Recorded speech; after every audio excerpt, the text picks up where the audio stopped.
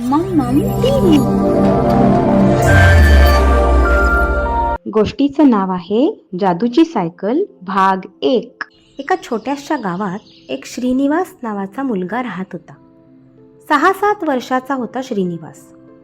त्याचे आई बाबा आणि त्याची छोटी बहीण सई यांच्याबरोबर राहायचा. त्यांची परिस्थिती फार गरिबीची होती. आई वडील दिवसभर शेतात काम करायचे, छोट्याशा झोपडीत राहायचे. श्रीनिवास रोज त्याच्या बहिणीबरोबर चालत शाळेत जायचा, चालत यायचा. श्रीनिवासच्या सगळ्या मित्रांकडे सायकली होत्या.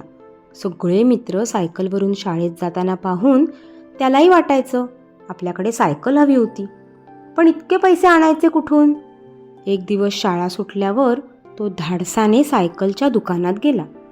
समोर एक चकचकीत लाल सायकल पाहून श्रीनिवासच्या मनात तीच सायकल भरली. काका, ही सायकल कितीला आहे?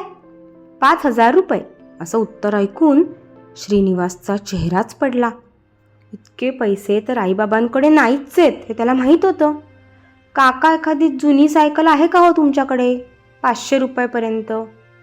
जुनी सायकल इथे नाही मिळणार दादा.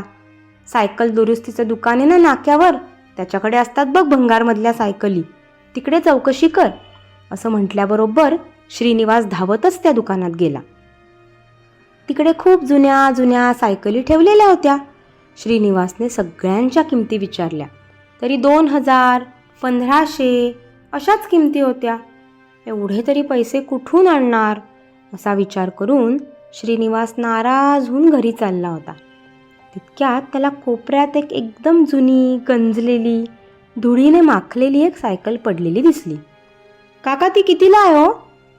अरे, ती एकदमच भंगारमधली सायकल आहे, ती कोण घेणार? काका, मी घेतो ना, मला द्याल का दुरुस्त करून? ही सायकल? बर, 500 रुपये होतील, चालेल का रे? हो चालेल, असं आनंदाने म्हणून श्रीनिवास निघाला खरा. पण 500 रुपये तरी आईबाबांकडे कसे मागायचे या विचारातच तो घरी आला.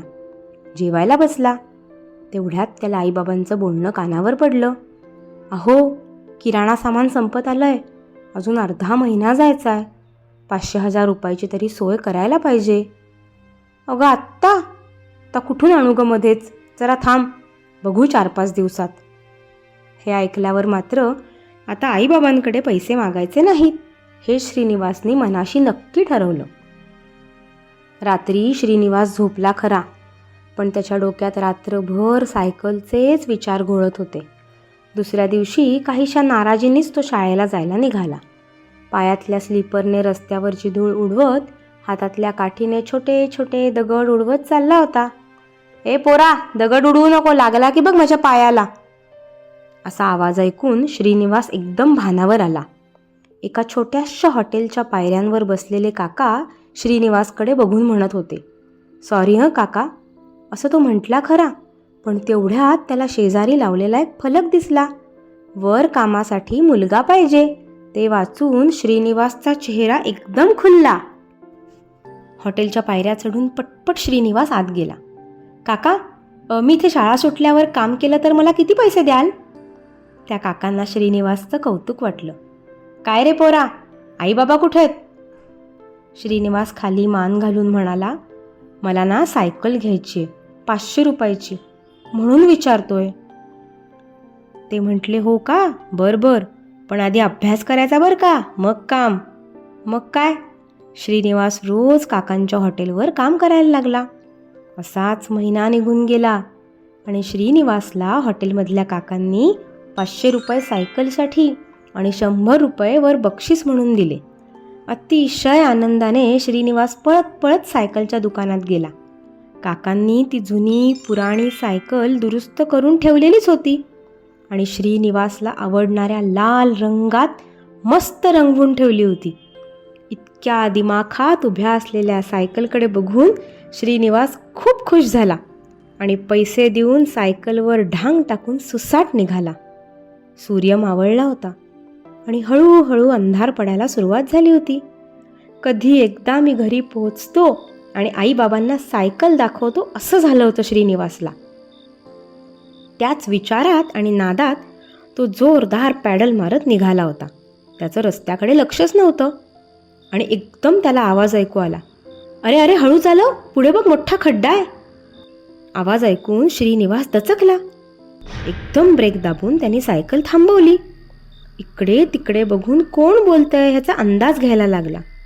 आजूबाजूला कोणीच नव्हतं. त्याला वाटलं त्याला भास झाला, पण बघतो तर काय, खरोखरच समोर एक मोठा खड्डा होता. अरेच्चा, म्हणजे नक्कीच आपल्याला कोणीतरी सांगितलं. श्रीनिवास घाबरला आणि म्हटला, कोण आहे, कोण बोललं? अरे मी बोलले. मी म्हणजे कोण? मला इथं कोणीच दिसत नाहीये. अरे मी म्हणजे तुझी सायकल. सायकल? श्रीनिवास आ वासून पाहतच राहिला. अगं तू कशी बोलतीयस? अरे मी आहे जादूची सायकल. आणि मग जादूच्या सायकलनी काय गमती जमती केल्या ते बघा पुढच्या भागात. पुढील भाग लवकरच तुमच्या लाडक्या मम्मम टीव्हीवर.